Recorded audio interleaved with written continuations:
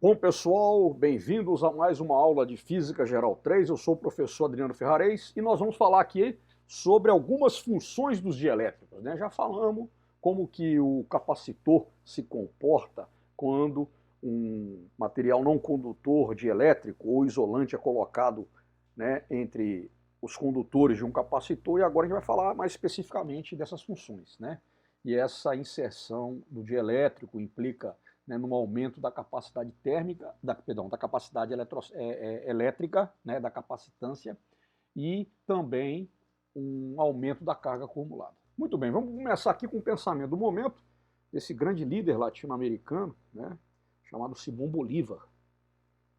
Um povo ignorante é um instrumento cego da sua própria destruição. Tá? Então aí uma frase desse grande líder aí do século XIX, né? E que tem depois de 200 anos, né, tem uma atualidade absurda, né, com o que a gente vive no nosso país, né? A ignorância, de fato, ela leva um povo à destruição. Nós temos, infelizmente, assistido isso, tá bom?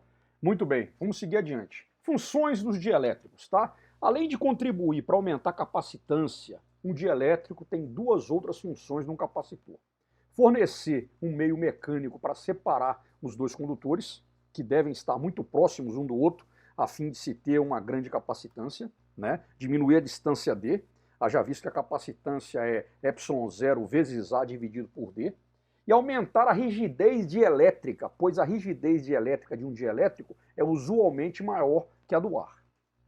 O ar tem uma rigidez dielétrica, o que é? É a quebra do isolamento, vamos dizer, quando você tem lá essa rigidez dielétrica da ordem aí de 3 kV por milímetro. Tá? Então, sobre rigidez dielétrica, o ar, por exemplo, né? Quando você tem uma situação de uma descarga atmosférica, você tem a nuvem a uma determinada altura, carregada, suponhamos, positivamente, e você tem um solo.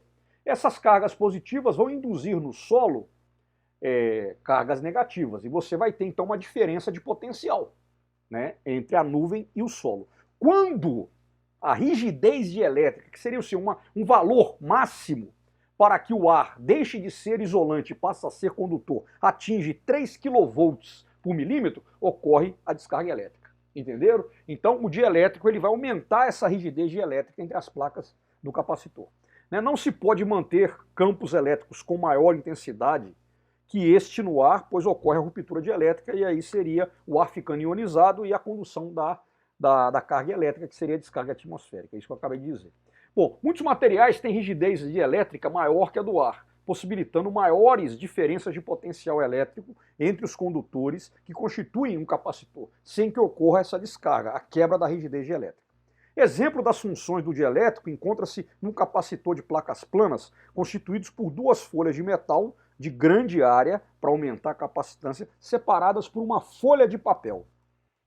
O papel ele aumenta a capacitância em virtude da sua polarização, isso é, tem um K maior do que 1, né? A constante dielétrica. O papel também oferece a separação mecânica, de modo que as folhas não podem estar muito próximas sem entrarem em contato, né? E uma da outra, né? E é importante que a separação seja pequena, pois a capacitância varia inversamente com a separação. Então, como eu tenho uma folha de papel que é muito fina, acontece justamente, né, vem a calhar nesse cenário, né? E aqui a gente tem aqui alguns materiais, tá? E suas constantes dielétricas, né? E a gente vê, por exemplo, né, a constante dielétrica do ar, que está aqui próxima, né, de 1, né, é considerada 1, e aí outros materiais, como o baquelite, né, a mica, o papel, olha lá, né, a constante dielétrica é bem grande, né, e a rigidez dielétrica também, né, porcelana, são materiais que os capacitores são feitos, né, são os dielétricos que vão nas paredes, né, entre as placas do capacitor. Tá certo, pessoal?